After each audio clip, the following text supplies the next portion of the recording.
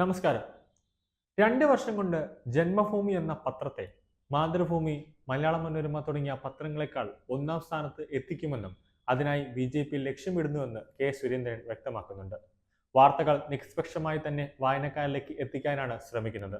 അതുകൊണ്ട് തന്നെ കേന്ദ്ര പദ്ധതികളെല്ലാം ജന്മഭൂമിയിലൂടെ ഓരോ ജനങ്ങളുടെയും അടുത്തേക്ക് എത്തിക്കാനും നന്നായി ശ്രമിക്കുന്നുണ്ടെന്ന് ബി.ജെ.പി പറയുന്നുണ്ട്.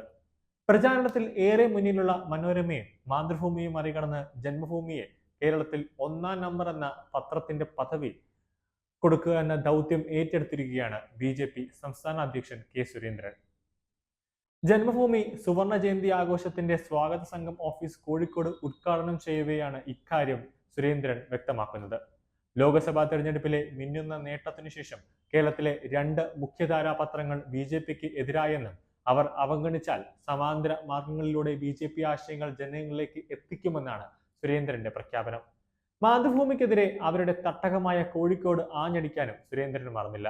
കോഴിക്കോട് നിന്ന് പ്രസിദ്ധീകരിക്കുന്ന പത്രം അവരെ നിലനിർത്തുന്ന അടിസ്ഥാന ജനവിഭാഗത്തിന്റെ കടക്കൽ കത്തിവെക്കുന്നതാണെന്ന് കുറ്റപ്പെടുത്തിയിട്ടുണ്ട്. മലയാള പത്രമാധ്യമങ്ങളിൽ വലിയ ത്യാഗം സഹിക്കേണ്ടി വന്ന പത്രമാണ് ജന്മഭൂമി. ആരംഭകാലം മുതൽ തന്നെ ഭരണകൂടങ്ങളുടെ ഭാഗത്തു നിന്നും മറ്റ് അധീന ശക്തികളുടെ ഭാഗത്തു നിന്നും എതിർപ്പുണ്ടായി. ജന്മഭൂമി വളർന്നാൽ അധർമ്മിക ശക്തികൾ ഉണ്ടാകുന്ന പ്രശ്നത്തെക്കുറിച്ച് അവർ നേരത്തെ മനസ്സിലാക്കിയിരുന്നു.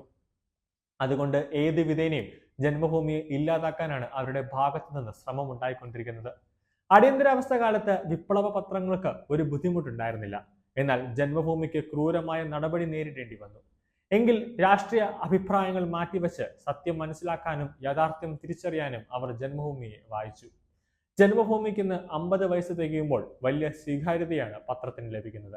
ജന്മഭൂമി മുന്നോട്ട് വയ്ക്കുന്ന ആശയത്തിന് അതേ സ്വീകാര്യത ലഭിക്കുന്നുണ്ട്.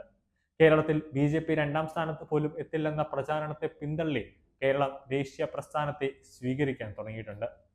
ജന്മഭൂമി അതിനൊരു വഴികാട്ടിയാണ്. കേരളത്തിൽ മാറ്റമുണ്ടായപ്പോൾ ചില പത്രമാധ്യമങ്ങൾക്ക് വിളറി പിടിച്ചു. ജൂൺ 4 ശേഷം കേരളത്തിലെ 2 പ്രധാന പത്രങ്ങൾ എടുക്കുന്ന നിലപാടുകൾ അത്ഭുതപ്പെടുത്തുന്നുണ്ട്. കോഴിക്കോട് നിന്ന് പ്രസിദ്ധീകരിക്കുന്ന പത്രം അവരെ നിലനിർത്തുന്ന അടിസ്ഥാന ജനവിഭാഗത്തിന്റെ കടക്കൽ കത്തിവെക്കുന്ന ഒരു തരത്തിലേക്കാണ് ആ 2 പ്രധാന പത്രങ്ങൾ വാർത്തകൾ അച്ചടിച്ചു വിടുന്നത്.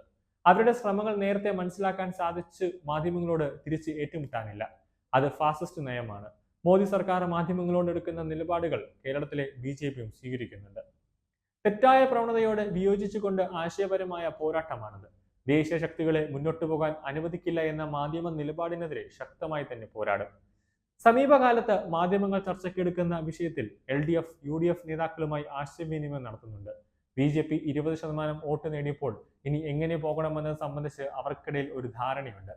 ബി.ജെ.പി അത് മനസ്സിലാക്കിക്കൊണ്ടാണ് ഇരിക്കുന്നത്. മാധ്യമങ്ങൾ അവഗണിച്ചാൽ ബി.ജെ.പിയുടെ ലക്ഷ്യം ജനങ്ങളിലേക്ക് എത്താൻ സമാന്തര മാർഗങ്ങൾ സ്വീകരിക്കും. ആശയങ്ങൾ ജനങ്ങളിലേക്ക് എത്താൻ ജന്മഭൂമിയുടെ ഓൺലൈൻ പ്ലാറ്റ്ഫോം കൂടുതലായിട്ട് ശക്തിപ്പെടുത്തുമെന്നും സുരേന്ദ്രൻ വ്യക്തമാക്കുന്നു. പത്രമാധ്യമങ്ങളിൽ ഉദാരമായ മോഡൽ ജന്മഭൂമിയാണ്. അതിനെ കേരളത്തിലെ 1ാമത്തെ പത്രമാക്കി മാറ്റാൻ ബി.ജെ.പി പ്രവർത്തകർ പ്രതിജ്ഞാബദ്ധരാണ്. സുവർണ ജയന്തി ആഘോഷിക്കുന്ന ജന്മഭൂമിക്ക് പൂർണ്ണ പിന്തുണ ഉണ്ടാകുമെന്നും സുരേന്ദ്രൻ വ്യക്തമാക്കുന്നുണ്ട്. സുരേന്ദ്രൻ പറഞ്ഞത് കേരളത്തിലെ 2 മുഖ്യധാര പത്രങ്ങൾ ജൂൺ 4 ലോക്സഭാ തെരഞ്ഞെടുപ്പിൽ ബി.ജെ.പി വൻ ഭൂരിപക്ഷം അല്ലെങ്കിലും ബി.ജെ.പി തൃശ്ശൂർ പിടിക്കുകയും തിരുവനന്തപുരം ഉൾപ്പെടെയുള്ള കേരളത്തിലെ മിക്ക മണ്ഡലങ്ങളിലും ബി.ജെ.പി 1ാം സ്ഥാനത്തും 2ാം സ്ഥാനത്തും എത്തിക്കുകയും വലിയൊരു വിജയം ബി.ജെ.പി നേടുകയും ചെയ്തപ്പോൾ ബി.ജെ.പിക്ക് എതിരായിട്ടാണ് വാർത്തകൾ ആ 2 മുഖ്യധാര പത്രങ്ങൾ ജൂൺ 4 ശേഷം അവർ അച്ചടിക്കുന്നത് ബി.ജെ.പിക്ക് എതിരായിട്ടാണ് അച്ചടിക്കുന്നതെന്നാണ് സുരേന്ദ്രൻ ഒരു വ്യക്തമായി തന്നെ പറയുന്നത്. കേരളത്തിലെ മുഖ്യധാര 2 പത്രങ്ങളാണ്. അതിന്റെ പേര് പറയാതെ തന്നെ സുരേന്ദ്രൻ പ്രതിപാദിക്കുന്നുണ്ട്.